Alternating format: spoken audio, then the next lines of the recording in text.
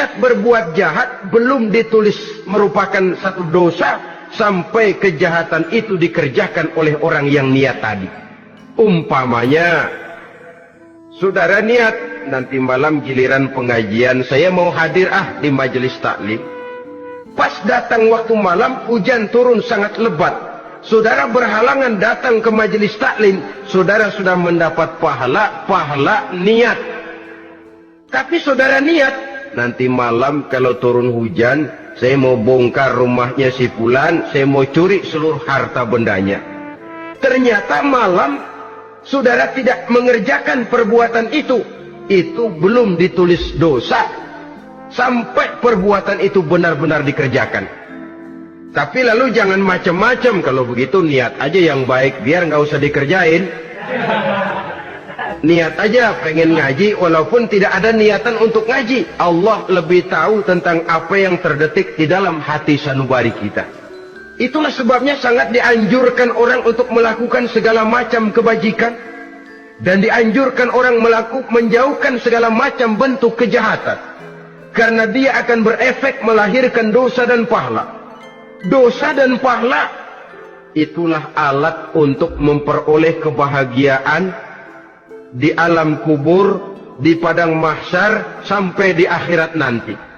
Di dunia ini mungkin segalanya bisa kita beli dengan yang namanya uang. Keamanan kita bisa menyewa petugas untuk menjaga rumah kita. Kendaraan yang mewah bisa kita beli. Udara yang sejuk bisa kita ciptakan. Siapa banyak uang dia raja. Mungkin itu di dunia. Tapi bisa apa uang kalau kita sudah masuk ke alam kubur? Bisakah munkar nakir kita sogok? Udah karkir, jangan nanya nih, cepet. Bisakah malaikat azab menyingkir dengan uang semir? Ternyata tidak. Untuk memperoleh kebahagiaan di sana, nilai pahala. Kesengsaraan akan kita dapat kalau kita banyak menumpuk dosa. Oleh karena itu jangan beranggapan, pahala nggak kelihatan, dosa juga nggak kelihatan, biarin saja. Yang tidak kelihatan ini pada waktunya akan memegang peranan yang sangat penting. Tapi tidak cuma untuk menghadapi hidup di situ, kita lalu harus berbuat baik dan meninggalkan yang jahat.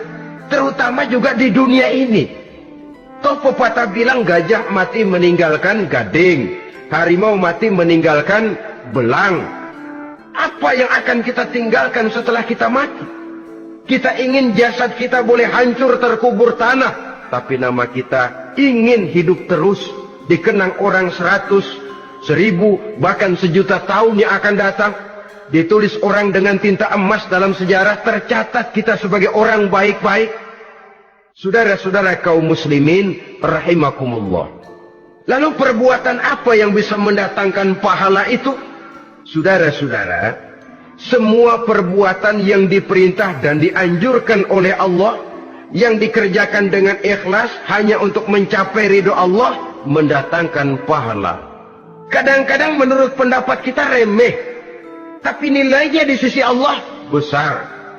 Itu pahala. Menghitung pahala itu hak prerogatif Allah. Perbuatan yang ringan Allah mau berikan ganjaran yang besar, itu urusan Allah. Misalnya, kata Nabi, la tahkiranna minal ma'rufi syai'an. Jangan kamu menganggap remeh perbuatan baik walaupun kecil. Jangan merasa sulit melakukan perbuatan yang mengandung pahala. Bertemu dengan teman, muka kita cerah, berpahala. Menyingkirkan duri di jalanan, berpahala. Menolong orang yang sesat, memberitahu orang yang bertanya, berpahala. Tidak sulit kalau kita mau. Yang diperintah dan dianjurkan oleh agama, itu perbuatan yang mengandung nilai-nilai pahala. Masalahnya cuma tinggal mau atau tidak, dan dikerjakan dengan ikhlas. Bertemu teman, mukanya cerah, pahala. Menyingkirkan duri di jalanan, pahala. Sodakoh, pahala. Tidak berupa perbuatan, bisa berupa ucapan. Misalnya bersolawat, pahala. Bertasbih dan bertahmid, pahala. Kata Nabi, kalimatani khafifatani 'alal lisan, saqilatani fil mizan. ada dua kalimat yang enteng di lidah tapi berat di timbangan akhirat nanti. Apa itu? Subhanallah walhamdulillah. Itu kan amalan yang ringan, perbuatan yang mudah saja, tapi nilainya demikian besar dalam pandangan Allah. Jadi pendeknya, perbuatan yang bernilai pahala adalah perintah dan anjuran agama yang dilaksanakan dengan ikhlas semata-mata untuk mencapai ridho Allah, itu mengandung pahala. Niat dasarnya itu harus karena Allah, landasannya harus karena ikhlas. Bukan cuma sekedar basa-basi, tidak karena ingin dipuji orang, tidak karena mengharap tanda jasa, tapi ikhlas semata-mata. Dari perbuatan yang paling kecil dan mudah sekali sampai kepada amalan-amalan yang besar dan memerlukan biaya yang besar, seperti melaksanakan ibadah haji, seperti jihad fi sabilillah, membangun masjid, membangun pondok-pondok pesantren, membangun pusat-pusat kesehatan, membangun jalan-jalan umum, termasuk menjaga keamanan. Jangan dikira loh, siskamling umpamanya, menjaga keamanan kampung tidak berpahala. Kalau diniatkan ibadah, menjaga ketenangan warga supaya mereka tekun ibadah, ikhlas karena Allah, itu juga bernilai ibadah. Keluar kita dari rumah, pergi pagi, pulang sore, peras keringat, banting tulang cari nafkah buat menghidupi anak istri kita. Kalau diniatkan ibadah, melaksanakan kewajiban sebagai kepala rumah tangga, membantu orang tua sebagai anak, itu juga perbuatan-perbuatan yang mengandung pahala. Yang terbaik sesuai dengan bidang kehidupan kita. Ada orang yang dinamakan abid, ahli ibadah, pahala yang paling baik bagi dia banyak-banyak tahajud, sembahyang malam, wirid, zikir, tasbih. Ada yang dinamakan orang alim, pahala yang paling baik buat orang macam ini mengajar, menyebarkan ilmu, mendakwahkan Islam. Ada yang disebut wali, pejabat pemerintah, petugas. Amalan pahala yang paling baik buat orang semacam ini melayani masyarakat, bekerja di bidangnya sesuai dengan profesinya.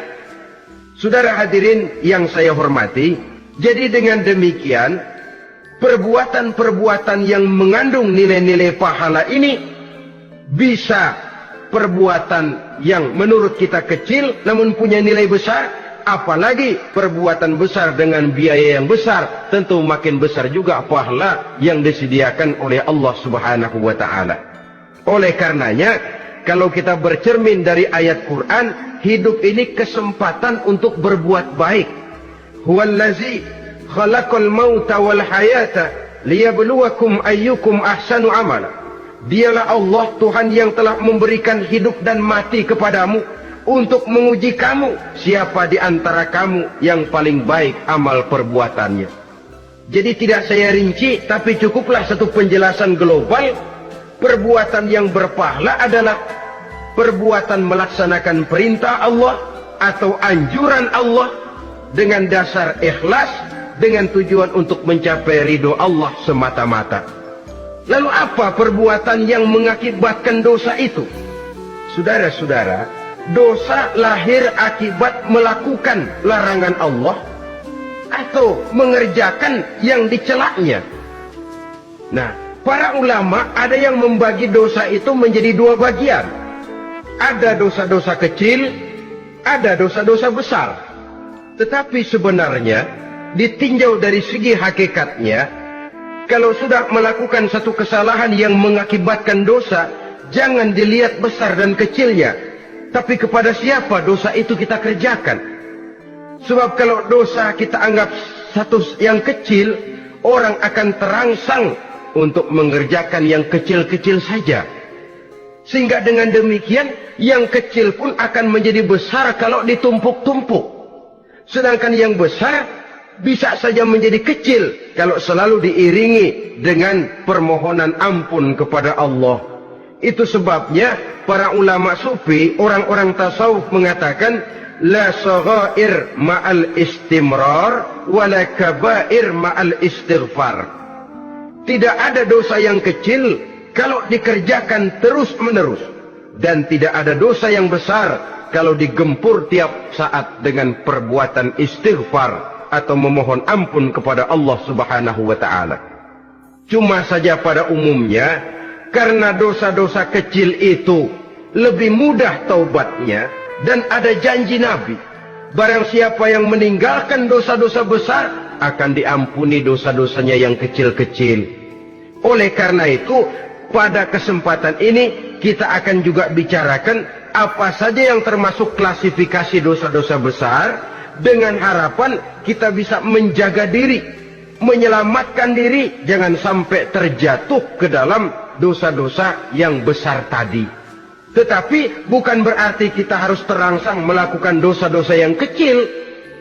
Ah, biarin kecil ini, tobatnya gampang. Ah, dosa kelas teri. Ah, dosa itu kan